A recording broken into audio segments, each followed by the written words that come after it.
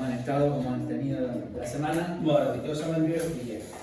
Pero bueno, nuevamente agradecer a todos aquellos que de una u otra manera estuvieron colaborando en el día de ayer, como decía mi esposa. Eso es ser ofrenda, ¿sí? Eso es ofrendarse, dar nuestra vida para el Señor en todo lo que podamos. Venimos hablando de un nuevo día, un día eternamente continuo, presente de parte de nuestro Dios. ¿Quién recuerda alguno de los temas que venimos tratando? No importa que sean en orden, pero algo que hayamos estado hablando últimamente. ¿Perdón? La canción. Yo tengo que leer. No se crea, no se crea que yo tenga todo memorizado. Pero hagan una cosa, den vuelta en la cabeza y miren para atrás. Ahí en el pizarrón está escrito el día de la esperanza, el día de la canción, la bendición, salvación y abundante gracia. Amén. ¿Sí? Venimos haciendo una construcción, una edificación, porque a veces podemos tener un concepto equivocado de lo que es venir el domingo a la reunión. ¿Sí? A veces pensamos de que inconscientemente, lo digo, ¿no? Es como un horóscopo. A ver qué tiene Dios para decirme hoy. Pero en realidad, esto, si lo viéramos conforme la palabra nos enseña, es un entrenamiento, una capacitación en las Escrituras, por supuesto, donde Dios nos habla, por supuesto. Pero es lo que nos capacita, nos entrena para llevar adelante esta maravillosa vida que Dios nos ha dado. ¿Sí? Fíjense que las gracias ministeriales, cuando habla de las gracias ministeriales, habla de apóstoles, pastores, profetas, maestros, dice que están para la edificación, para la capacitación del cuerpo de Cristo. ¿Para qué? Para la obra del ministerio. Entonces, lo que estamos teniendo domingo a domingo y todos los días que tenemos la posibilidad de ser entrenados en la palabra es eso, es un entrenamiento, una capacitación para que nuestra vida se desarrolle. Como decíamos, venimos haciendo una construcción con respecto a la palabra y en este caso queríamos estar hablando del arrepentimiento, algo que todos conocemos, algo que parece muy simple, muy sencillo, pero vamos a tratar de profundizar un poquito, ¿sí? Siempre decimos que a veces nos quedamos en un concepto de una palabra, de un término, y nos perdemos toda la riqueza que podemos encontrar en la palabra de Dios con respecto a ese término o a esa palabra. Quisiera que pudiéramos leer en Marcos, capítulo 1. Yo voy a leer en dos versiones, Marcos 1, 14 y 15. En Reina Valera dice: después de que Juan fue encarcelado, Jesús vino a Galilea predicando el evangelio del reino de Dios, diciendo: el tiempo se ha cumplido y el reino de Dios se ha acercado. Arrepentíos y creed en el evangelio. La versión Palabra de Dios para Todos dice así: después de que encarcelaron a Juan el Bautista está hablando, Jesús fue a Galilea y comenzó a anunciar la buena noticia de parte de Dios. Él decía: ha llegado el momento, el reino de Dios se ha acercado, cambien su manera de pensar y de vivir y crean en la buena noticia. Parece que cambia el versículo, pero es una explicación mucho más clara, más profunda de lo que viene diciendo Reina Valera. Por eso les digo siempre, traten de utilizar las diferentes versiones de la Biblia, porque al ver las diferentes versiones nos amplía un poco más el concepto de lo que estamos de lo que estamos leyendo. Hemos escuchado mucho el término convertido, ¿no? Nos hemos convertido. ¿En qué nos convertimos? En el hombre lobo, no sé. No sé. Y yo le puse como título ¿convertido o convencido? A este texto, a este sermón. ¿Por qué digo esto? Porque a veces nos hemos limitado a decir el hermano o la persona se convirtió. Entonces, ahora que se convirtió, que no sabemos en qué se convirtió, ¿no? Ahora que se convirtió, ¿qué tiene que hacer? ¿Y no tiene que fumar? Ya no, porque yo recuerdo, hermanos, en la iglesia que yo crecí, teníamos como un instructivo, ¿no? Donde decía, ahora que soy creyente debo. Y era una hojita así. Entonces... Un reglamento. Sí, pero entonces decía, ahora que soy creyente debo orar, porque tengo que orar, no sé cuánto tiempo que tengo que orar, tengo que hacer esto. Ahora, cuando uno veía todo ese desglose, eran todas cosas externas. Porque, ¿cómo vas a venir con arito? No. Pelo largo, el hombre, ¿cómo? ¿Cómo va a venir Bueno, yo recuerdo haber entrado una de mis primeras reuniones a la iglesia con una musculosa. En ese tiempo era jovencito, así que tomaba mucho sol porque vivía en un lugar donde era playa, así que estaba todos los días en el mar.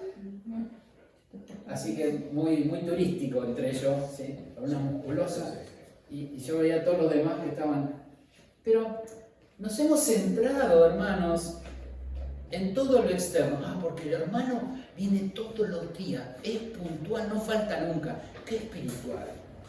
¿No hemos pensado eso? Y medimos la vida interior de la persona, la espiritualidad, como le sabemos decir, por lo que vemos. Si faltó una reunión, ¿qué le pasará? Algo le pasa al hermano, seguramente. Tenemos esa tendencia, hermano, ¿sí? Ahora, y nos limitamos por lo que vemos. Entonces separamos. Esta persona está convertida, esta persona no está convertida. Ahora, cuando en realidad tiene que ver con lo que uno puede medir externamente, aunque lo externo es una consecuencia de lo interno, no vamos a decir que no, porque lo importante es primeramente ese cambio interno, que va a empezar a generar un cambio externo que se va a manifestar, sin duda que sí. Pero tenemos que tener cuidado a la hora de decir, ¿está convertido o no está convertido? Una palabra que a mí mucho nunca me gustó. Convertido. Decíamos que convertirse en realidad tiene que ver más con un... Bueno, yo estuve en las Fuerzas Armadas en mi país mucho tiempo, entonces cuando teníamos que marchar, ¿sí? Marchábamos, entonces decíamos conversión derecha, conversión izquierda, que quiere decir cambio de dirección, ¿sí? Una conversión es un cambio de sentido, un cambio de dirección. Entonces decíamos, no, porque ahora yo cuando no era cristiano iba para allá, ahora que soy cristiano me convertí, voy para allá. Un giro de 180 grados. Y lo hemos escuchado seguramente en nuestros primeros tiempos de creyente. Ahora, vuelvo a insistir, ¿tiene que ver con eso solamente? ¿Por qué hablé de convencidos? Hay muchas personas que lo vemos y muchas personas que pasan por las iglesias, mucha gente. Y uno dice, ¿por qué la gente va y viene? O sea, había que obviamente no poder tener la posibilidad de sentarse con esas personas y poder hablar, que abran su corazón. Pero seguramente con muchos de ellos, y no digo todos, nos vamos a encontrar con personas que simplemente se sintieron bien, se sintieron a gusto, les gustó la melodía de la canción, ¿sí? Les gustó cómo lo trataron. Porque veamos lo siguiente, hermanos. Nosotros venimos del mundo y y también suena feo decir así, pero venimos de una situación sin Cristo, donde la vida nos golpea, donde, bueno, tenemos una serie de cosas que a veces vamos sufriendo a lo largo de la vida, y cuando llegamos a una congregación, y lo voy a hablar por experiencia de mi papá, nos reciben como si fuéramos una familia de toda la vida, nos abrazan, nos miman, nos contienen y verdaderamente nos hacen sentir muy a gusto. Eso fue lo que a mi papá trajo al Señor, ¿sí? El cariño de la gente sin conocerlo, y eso fue lo que rompió las barreras de su corazón y él pudo conocer a Cristo. Entonces, muchas personas se quedan en esa etapa, ¿sí? De decir, qué bien que me siento, porque salgo de los líos de mi casa, de la familia, del loquero, de los problemas, y voy a un lugar donde todos me hacen sentir bien, me tratan bien. Cantamos unas canciones hermosas, unas letras tan lindas. ¡Ay, qué bien que me siento! ¡Qué paz que siento! Escucho al pastor, ¿no? Y me siento tan bien, y me voy a mi casa y digo, qué linda palabra que dijo el pastor. Y ahí termina todo. Y sigo haciendo mi vida. Soy un convencido de que Cristo murió por mí. Yo creo que murió por mí. Pero nada más. Entonces, cuando vienen situaciones, problemas, cuando necesitamos tener algún tipo de compromiso con el Señor, es ahí donde nos hacemos a un costado. ¿Sí? Es ahí donde, si por ahí no me saludaron o escuché algo que no me gustó, digo, en este lugar no hay amor, entonces me voy a otro lugar donde sí hay amor.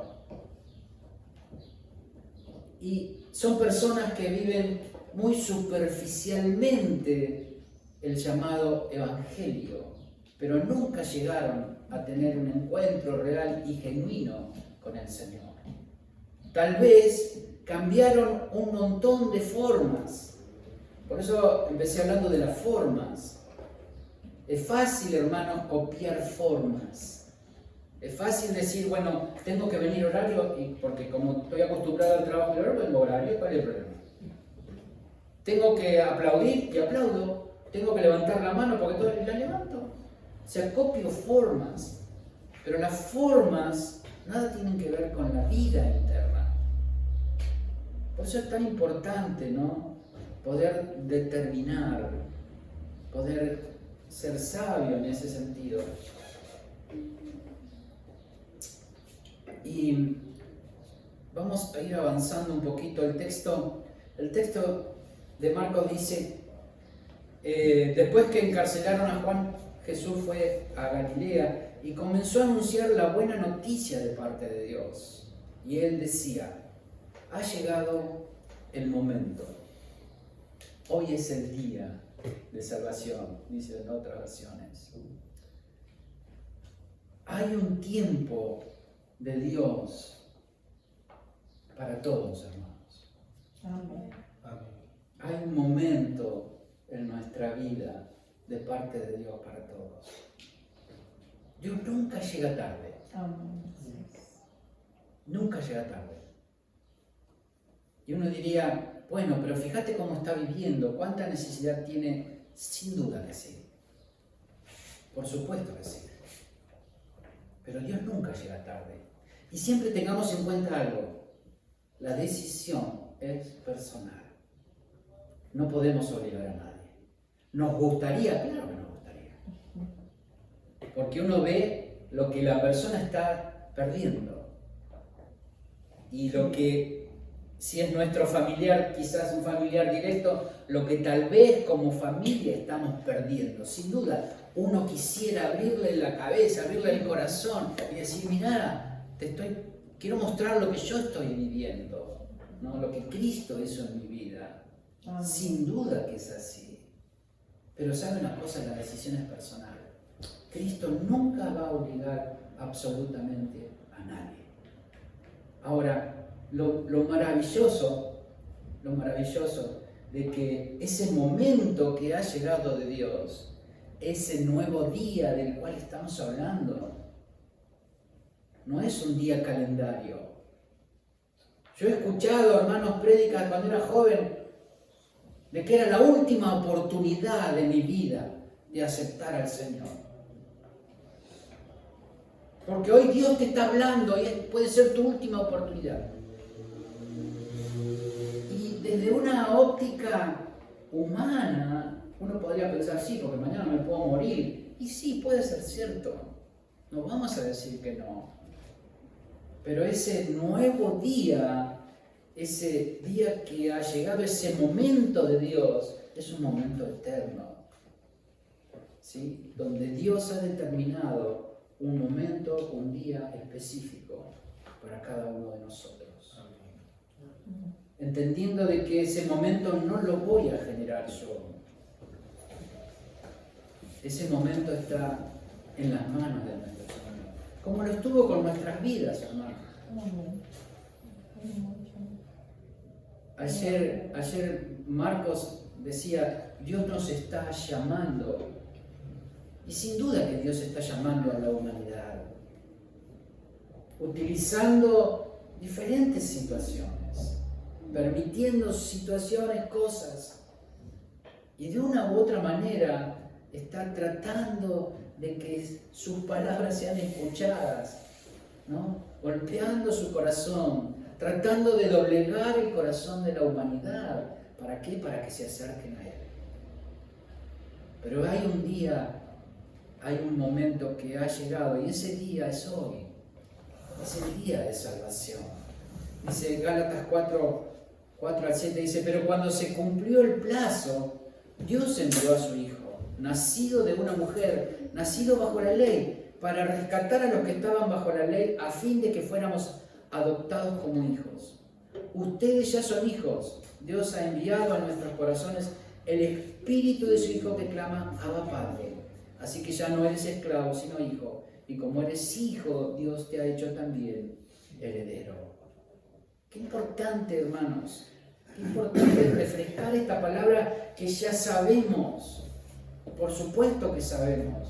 Pero tener presente nuestra identidad. Poder reconocer quiénes somos a partir de lo que Cristo hizo por nosotros. Ya no soy esclavo. ¡Wow! Teníamos una naturaleza que nos mantenía esclavizados, aunque no lo veíamos, aunque no lo sabíamos tal vez. Pero hoy dejamos de ser esclavos. ¿Por medio de qué? El domingo pasado veíamos, hermanos, el sacrificio, la obra de la cruz, el poder, el potencial que la obra de la cruz ha tenido sobre la humanidad. La importancia del sacrificio de Jesús, de la decisión que Él tomó, de ir a morir en un madero por cada uno de nosotros, y la consecuencia que trajo sobre nuestras vidas. Dijimos que dejamos de ser esclavos y pasamos a ser hijos. La condición de hijos, hermanos. ¿Vivimos como hijos? ¿Cómo vive un hijo? ¿Cómo viven tus hijos, Jackie? ¿Cómo viven tus hijas? Bueno, ya son más grandecitas. Pero uno puede ver la vida de un joven, de un niño, cómo vive como hijo. Nosotros como padres vivimos preocupados de que si vamos a tener o no vamos a tener, de que de dónde vamos a sacar, desde hasta dónde, cuándo, y un montón de cosas que muchas veces la vida nos presenta. Pero ¿cómo vive un hijo? Sin preocupación. ¿Por qué? Porque nuestros hijos no tienen que estar pensando, ¿y ahora cómo voy a pagar alquiler? ¿O de dónde voy a sacar plata para comprar las cosas que necesita, la comida? Ellos viven como hijos, sabiendo que su papá se preocupa de eso. ¿Cómo vivimos nosotros? ¿Vivimos como hijos? Descansando en que nuestro papá es nuestro proveedor de absolutamente todas las cosas. Es tremendo. Y no solamente hijo, porque el versículo sigue diciendo que también somos herederos. O sea, hemos hablado ya de todas las riquezas y venimos desarrollando, ¿no? Que podemos encontrar en Cristo cuando dice que hemos sido bendecidos con toda bendición espiritual. La herencia de los hijos. ¿Cómo no es nuestra calidad de vida? Y no tiene que ver con decir tengo un coche nuevo, una casa. No. ¿Cómo es nuestra calidad de vida? ¿Vivimos realmente con ese pensamiento de heredero, disfrutando de lo que Dios nos da como un heredero? ¿O a veces vivimos con esa mentalidad de mendigo? ¿Se acuerdan que hemos compartido una palabra al respecto? Para pensar, a lo largo de todo el Antiguo Testamento encontramos múltiples promesas de la venida de nuestro Señor. ¿Sí? Todo el Antiguo Testamento era tipo y sombra de lo que había de venir. Jesús fue una promesa hasta que, siempre Dios tiene un hasta que, ¿sí? Hasta que se cumplió el tiempo señalado por Dios. Este eterno presente del cual venimos hablando, hermanos, que afecta a la humanidad, es lo que a diario estamos viviendo. Ahora, ¿qué hacemos? ¿Qué hacemos con eso? Hemos estado hablando de la gracia. ¿Recuerdan que hablamos de la gracia durante casi 4 domingos? Y todo lo que la gracia nos otorga. Pero ¿qué hacemos con este tesoro tan valioso que tenemos? Segunda de Corintios 6:1 dice: nosotros, colaboradores de Dios, les rogamos que no reciban su gracia en vano. Así que yo busqué para poder aclarar un poquito más. Entonces sería que no reciban su gracia en vano, que no menosprecien la gracia, que no le resten importancia, que no desaprovechen la gracia. Porque Él dice: en el momento propicio te escuché y en el día de salvación te ayudé. Le digo que este es el momento propicio de Dios. Hoy es el día de salvación. ¿Qué hacemos con ese hermoso y precioso regalo que hemos recibido? ¿Qué valor le damos cuando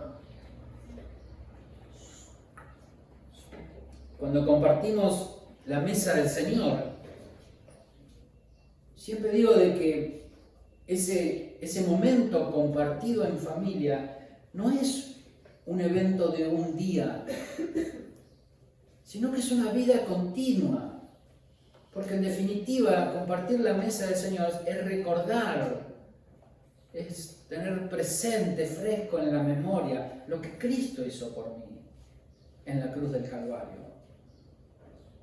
Entonces, ese recordatorio no puede ser una vez al mes, sino que debe ser continuo. Decir: Señor, gracias por lo que vos hiciste por mí. Y vivir en consecuencia, hermanos. Vivir en consecuencia. ¿Qué haríamos nosotros por una persona que nos hizo un favor tan grande, pero tan grande? No sé, qué sé yo, nos íbamos a morir y nos donó un órgano, o donó un órgano para nuestro hijo, o nos salvó de una situación apremiante económica, no sé, algo extremo. ¿Qué haríamos, hermano? Viviríamos en un eterno agradecimiento, y cuando lo veríamos a esa persona trataríamos de, no sé, de agasajarlo de alguna manera, pero siempre estaría presente en nosotros lo que hizo por nosotros. ¿Qué hizo Cristo por nosotros? ¿Qué manera tenemos en consideración lo que Él ha hecho por nosotros? Efesios 5:15 dice: así que tengan cuidado de su manera de vivir. No vivan como necios, sino como sabios, aprovechando al máximo cada momento oportuno, porque los días son malos. Por tanto, no sean insensatos, sino entiendan cuál es la voluntad del Señor.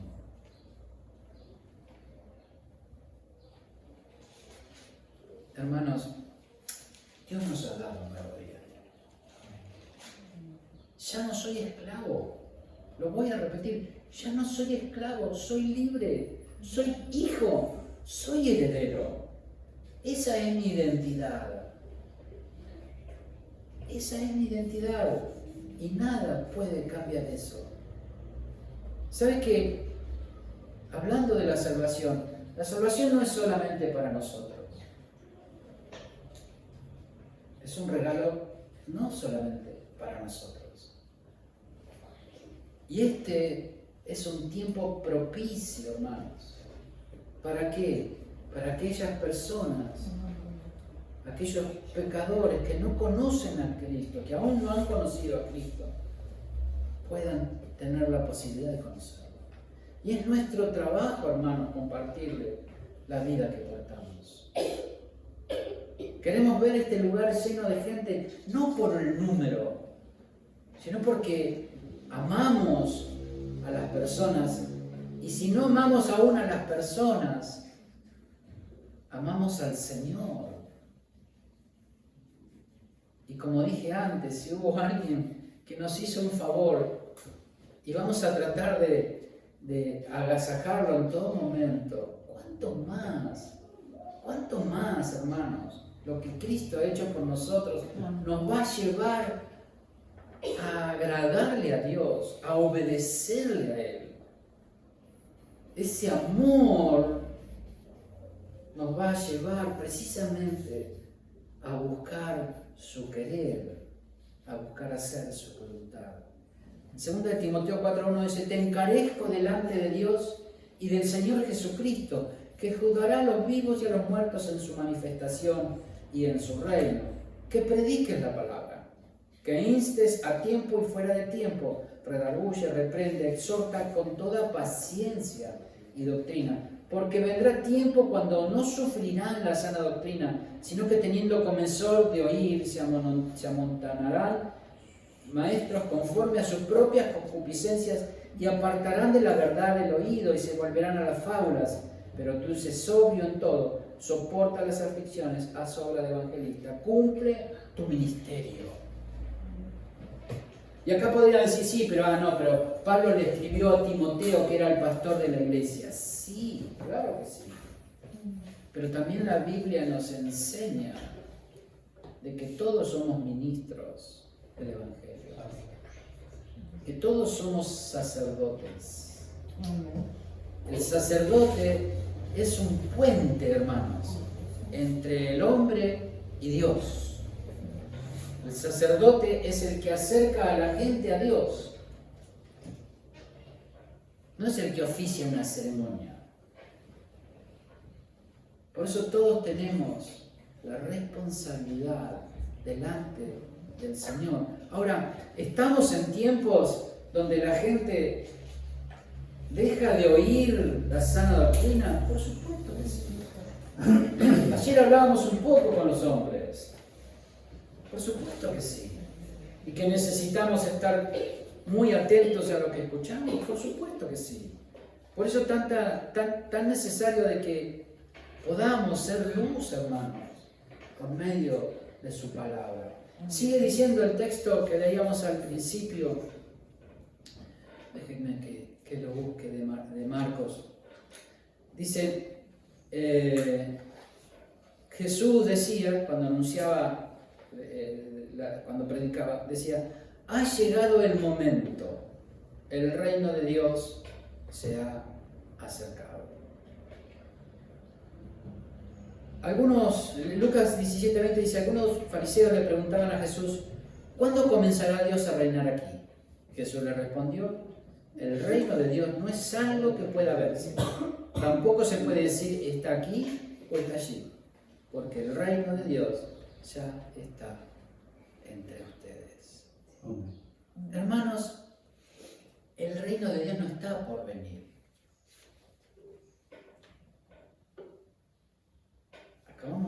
Biblia, no la opinión de un pastor. ¿Por qué digo esto? Porque hay muchas iglesias donde todavía se sigue enseñando de que el reino de Dios está por venir. El reino de Dios, el mismo Jesús lo dijo, ya está entre vosotros. ¿Sí? Y ese reino es Cristo en nosotros. Y ese reino lo establecemos nosotros en el lugar donde estamos. Lo establecemos en la familia, en primer lugar. Lo establecemos en la escuela, en segundo lugar. Lo establecemos en el trabajo. Lo establecemos en la ciudad. Lo establecemos en el supermercado. Nosotros somos los representantes de ese reino en la tierra.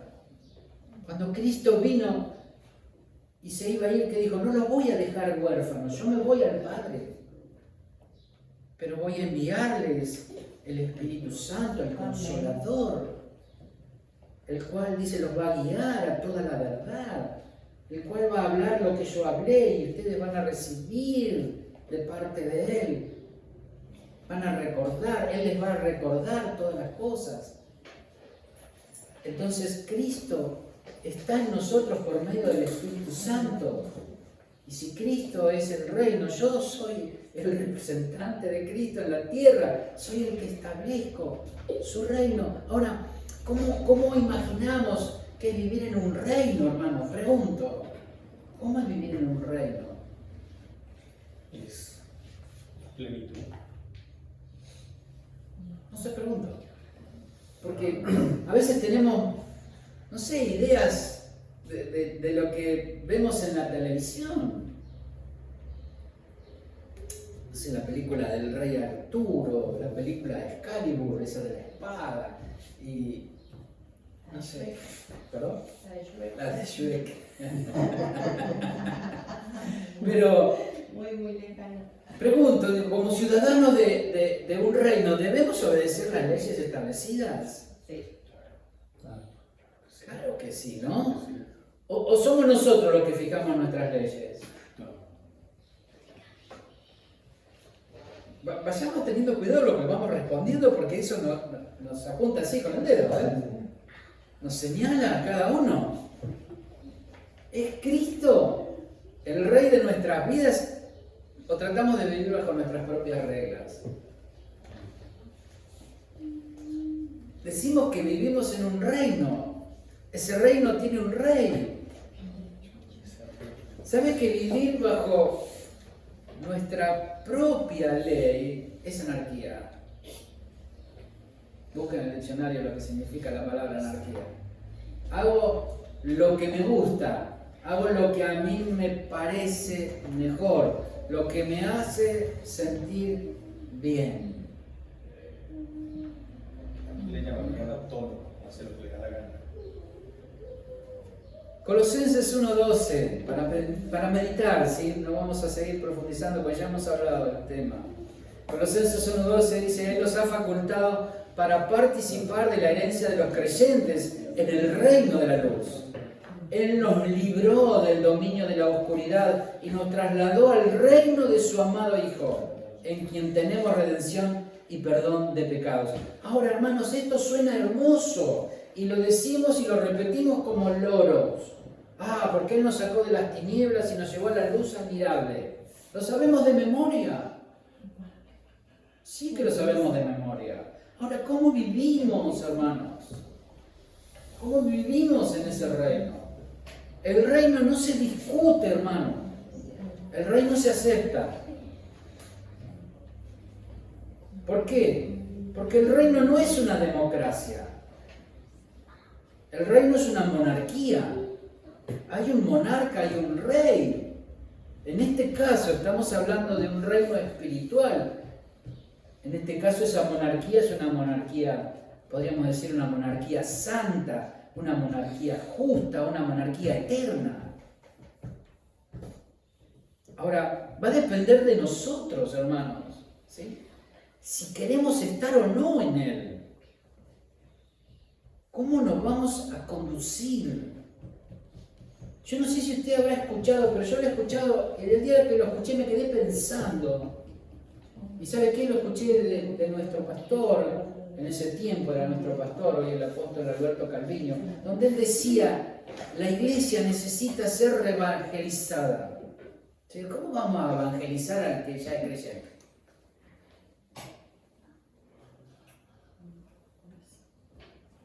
Pero necesitamos ser reevangelizados, hermanos.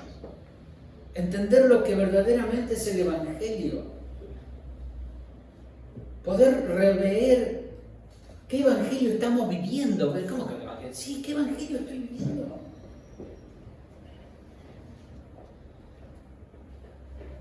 Sigamos avanzando. Dice, cambien su manera de pensar. Arrepentidos, dice otra versión, la que leíamos antes. ¿Saben que arrepentirse viene de una palabra griega que se llama metanoia?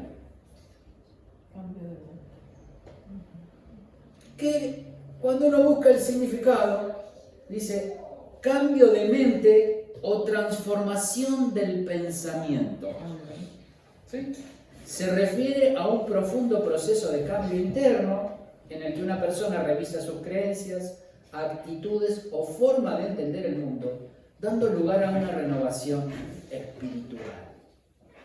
Arrepentirse es un cambio en nuestra mente, un cambio de pensamiento. ¿Cómo funciona esto? Recordemos el día que nos hablaron de Cristo. Nosotros necesitamos tener, el ser humano necesita tener esa revelación, porque dice que tenemos el entendimiento entenebrecido, entonces necesitamos la luz del Evangelio que alumbra nuestra vida, pero llevémoslo a lo práctico, más práctico. O sea, ¿cómo es eso? ¿Se me prende una linterna y empiezo a...? No. Esa luz, que es algo espiritual en nosotros, nos confronta con nuestra realidad interior. Nos hace ver lo malo que veníamos haciendo delante de Dios, delante del estándar que Dios tiene para nosotros. Cuando nosotros pudimos ver y entender que lo que estábamos haciendo era pecado, ofendía a Dios, ahí nos damos cuenta de que necesitábamos arrepentirnos y tener un cambio de pensamiento. ¿Por qué un cambio de pensamiento? Porque ahora yo veo que el adulterio es pecado. Antes para mí era ser el superhombre. Claro, porque los hombres tenemos la libertad de... Pensábamos así. Hoy en Cristo tenemos un pensamiento totalmente diferente. Un cambio de mentalidad. Fíjese, Juan 3:16. ¿Y por qué digo que siempre que necesitamos leer la Biblia y no pedacitos de la Biblia? Para que, si queremos realmente profundizar en la palabra. Juan 3:16 dice, porque de tal manera amó Dios al mundo, que ha dado a su Hijo unigénito para que todo aquel que en él cree no se pierda, mas tenga vida eterna. Porque no envió Dios a su Hijo al mundo para condenar al mundo, sino para que el mundo sea salvo por él. El que cree en él no es condenado, pero el que no cree ya ha sido condenado, porque no ha creído en el nombre del unigénito Hijo de Dios. Y acá hay una explicación. Sigue la palabra. Versículo 19. Y esta es la condenación. Vieron que antes decíamos que el que no cree ya ha sido condenado. ¿Cuál es la condenación? Y esta es la condenación. Que la luz vino al mundo y los hombres amaron más las tinieblas que la luz, porque sus obras eran malas. Porque todo aquel que hace lo malo aborrece la luz y no viene a la luz, para que sus obras no sean reprendidas. Mas el que practica la verdad viene a la luz, para que sea manifiesto que sus obras son hechas en Dios. Esa metanoia, hermanos, ese arrepentimiento, no es solamente el reconocimiento de mi pecado, de mi desobediencia,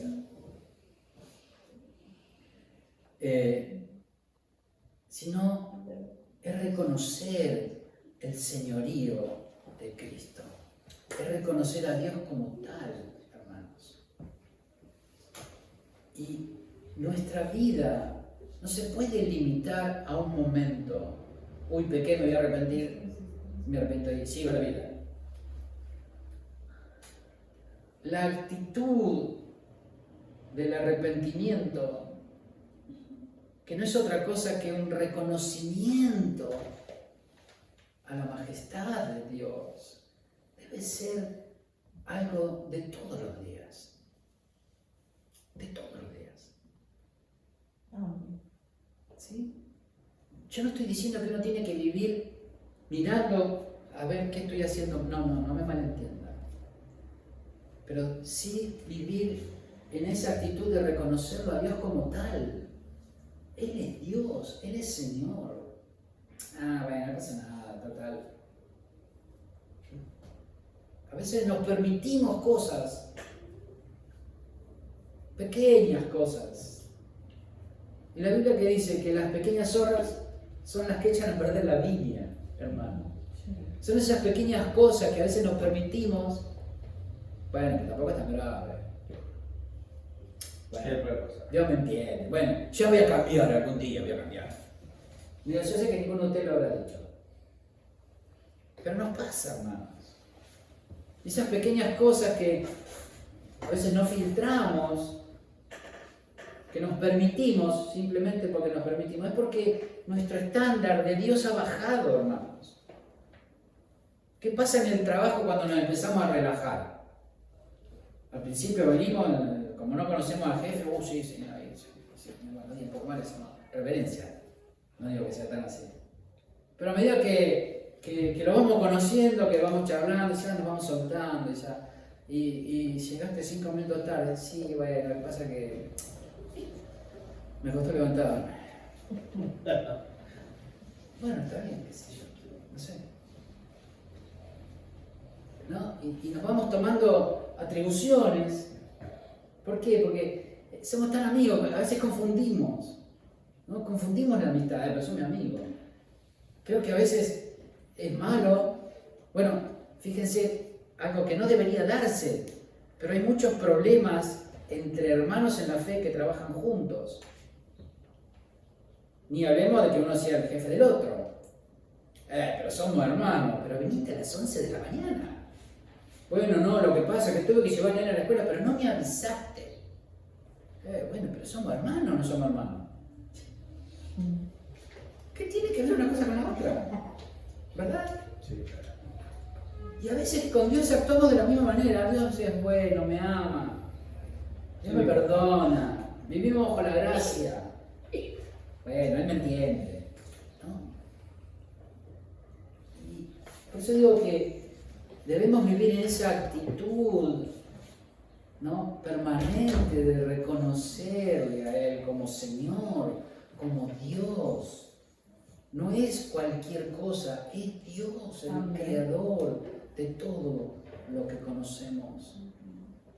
Fíjense que el principal arrepentimiento, o lo que la Biblia describe aquí como la condenación, ¿qué fue? No reconocerlo a Él como Dios. Dice, esta es la condenación, que vino la luz al mundo y los hombres amaron más las tinieblas que la luz, porque sus obras eran malas. ¿Qué dijeron? No me interesa. Lo dieron a elegir entre Dios y sus obras. Dijeron, no, esto es... De ahí se desprende todo el resto, sin duda que sí. Pero el reconocimiento de quién es Él en nuestras vidas, de quién es para cada uno de nosotros. Y cuando hablamos de reconocer el señorío de Cristo, de quién es Él, yo le puedo pedir perdón entonces porque entiendo que lo he ofendido. Ahora, esto no es por temor. Había un predicador, quizás lo han sentido nombrar, Gigi Ávila, hermoso hombre de Dios. Pero hermano, cada vez que predicaba, Parecía que tenía el infierno abajo, el fuego que te estaba quemando. ¿Sí? Y él utilizaba, no sé si consciente o inconscientemente, pero él utilizaba el miedo, hermanos, para que la gente se convierta y acepte al Señor. Y no tiene que ver con el temor, tiene que ver con el amor. Si yo voy a hacer algo por Dios, si yo voy a reconocerle a Él, no va a ser por temor. No confundamos la reverencia cuando la Biblia habla de temor con el miedo. Por favor, no me malentienda. Tenemos un temor reverente hacia Dios, es lo que estamos hablando, de reconocerle a Él como Dios, como tal. Reconozco entonces mi condición, reconozco mi incapacidad, reconozco mi necesidad, reconozco quién es Dios. Puse o escribí una especie de ¿cómo se diría? No me gusta la palabra definición, no me gusta, pero bueno, no encuentro otra en este momento. Y puse, si lo quieren anotar, el arrepentimiento no es una actitud de un momento, como decíamos. Es una vida que reconoce la majestad de Dios. Yo reconozco que he ofendido a Dios con mis hechos, he violado su santidad y desobedecido su mandato. Entonces me arrepiento y pido perdón. El texto que veníamos leyendo al principio sigue diciendo Jesús: crean en la buena noticia. ¿Cuál es la buena noticia? El Evangelio. Pero ¿cuántos evangelios hay? Hay uno solo. No mira que hay 4 evangelios porque te Juan, de Marcos. No, 4 escritores, pero un solo evangelio. Sí, hay un solo evangelio. Ahora, hoy en día encontramos muchos más. Gálatas 1:6 dice, mire lo que dice Pablo: estoy horrorizado de que ustedes estén apartándose tan pronto de Dios, quien los llamó a sí mismo por medio de las amorosas misericordias de Cristo. Están siguiendo un evangelio diferente. Miren desde cuándo estamos hablando. No es que hoy hay un evangelio diferente. Ya en la época de Pablo nos encontramos con diferentes evangelios. Dice, están siguiendo un evangelio diferente que aparenta ser la buena noticia, pero no lo es en absoluto. Están siendo engañados por los que a propósito distorsionan la verdad acerca de Cristo.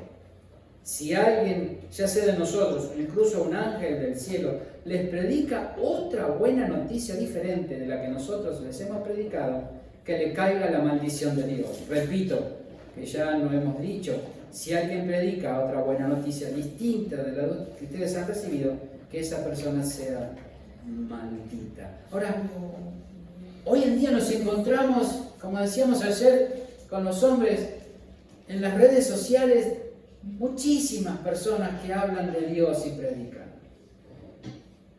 Y podemos encontrar diferentes tipos de evangelios, sí, diferentes tipos de evangelios. Algo muy conocido, el evangelio de la prosperidad, donde todo pasa por dar y recibir. Y podríamos hablar muchísimo más, pero vamos a centrarnos en algo mejor, ¿no? En la necesidad que tenemos de conocer las Escrituras entonces. ¿Para qué? ¿O por qué? Para no ser engañados. Amén. Sí, ayer, como les decía, con los hombres hablábamos de la sutileza del engaño. Porque el engaño es muy sutil, hermanos. No va a venir con una gran mentira. Es como si yo le dijera, ¿vieron el chancho ese que va volando? Y usted se va a reír, claro. Claro que sí. Entonces, la mentira es muy, muy sutil. Fíjense que cuando la serpiente, lo hablábamos ayer, tentó a Eva, después léalo si quiere detenidamente, viene con una media verdad. Cuando les dice, así que Dios les dijo que no pueden comer del fruto de ninguno de los árboles, y eso no era lo que Dios le había dicho. No, le dice la mujer, podemos comer de todos menos del árbol que está en el medio. ¿Sí? Ah, no, pero ella le dice, es mentira, le dice la serpiente. Lo que pasa es que si ustedes comen, sus ojos van a ser abiertos, eso era verdad. Van a saber diferenciar entre el bien y el mal, eso es verdad. Dice, y van a ser como Dios. Eso es mentira. ¿Por qué? Porque el hombre y la mujer fue creado a imagen de Dios, o sea que ellos eran como Dios. Sí. No iban a ser, ya eran. Y después sigue con el engaño, ¿sí? Pero siempre el engaño es muy sutil. Y hablábamos con respecto al engaño que puede venir de afuera, un engaño externo, de acuerdo a que nosotros escuchamos, ¿sí? De qué nos nutrimos, hablábamos de la comida que podemos recibir. Y cuando hablamos de nutrirnos por ahí, no sé, ¿a qué le estamos prestando mucha atención? A las noticias, a cómo va la economía, a qué dicen que va a pasar con el país, ¿no? Y en cierta manera encontramos una verdad, porque el país quizás va mal, tal vez el trabajo está escaseando, y eso es verdad, pero eso no es totalmente verdad para los hijos de Dios, porque encontramos una verdad eterna en su palabra. Entonces esa verdad temporal termina siendo para nosotros una mentira, un engaño, que va trabajando en nuestro interior, que va formando nuestra manera de pensar. Hablamos del engaño interno, lo que nuestro corazón puede producir en base a qué? A situaciones no resueltas, a heridas de nuestro corazón. Entonces vamos a canalizar, vamos a ver la vida a través de esa situación, quizás consciente o tal vez inconscientemente, y va a ir generando una distorsión en nuestro interior que termina siendo un engaño, y vivimos por ese engaño. Y también hablamos del engaño religioso, ¿sí? Cómo se puede manipular a la gente por la ignorancia, no porque le hablamos de esa palabra tan fea, sos un ignorante, no, suena feo, pero soy un ignorante en tanto y en cuanto ignoro algo, desconozco algo. Entonces, si yo no desconozco lo que la palabra dice, y ayer se lo mostré gráficamente, y cité textos de la palabra que están en la palabra, que, como dice la palabra, toda la escritura es inspirada por Dios, por supuesto que sí, nadie lo pone en duda. Ahora, esa verdad que fue vigente en un tiempo, hoy, a partir de la cruz, ya no tiene vigencia. Entonces, si yo sigo trabajando con verdades que ya no están vigentes, les estoy mintiendo, les estoy sembrando con sutileza una mentira, un engaño. Y podemos vivir por ese engaño. Entonces, ¿cuánta importancia tiene de que podamos conocer en profundidad las Escrituras? Poder bucear en ellas y no permitir la tergiversación, la confusión que algunos predicadores lamentablemente producen en las personas. Hay un evangelio, un solo tipo, no hay otro, es Cristo. Hermanos, no nos dejemos engañar. Aprendamos a filtrar lo que entra en nuestra vida. Venga de donde venga. Y ahí estoy incluido yo, como predicador. Aprendamos a filtrar. Hoy agarramos el móvil y todo nos parece bueno. Todo. Pero está predicando la Biblia. Sí. ¿Pero qué está predicando? Tenemos y necesitamos la capacidad, hermanos, de poder discernir. Y me gusta graficarlo, hermanos. Yo quise probar de hacer empanadas colombianas hace tiempo Y atrás. las hizo buenas. ¿Sí? Pero aunque utilicé los mismos ingredientes, modifiqué algunos condimentos. ¿Por qué? Porque yo estoy operado de vesícula, entonces para que no me hicieran mal, no utilicé todos los ingredientes, o los condimentos, perdón, pero utilicé los mismos ingredientes. Entonces, ¿qué decimos? Que yo puedo estar comiendo algo que tiene la misma forma o los mismos elementos para cocinarse, para hacerse, pero está preparado de una manera totalmente diferente. Si fuera la inversa, yo como las empanadas que hace María, ¿no?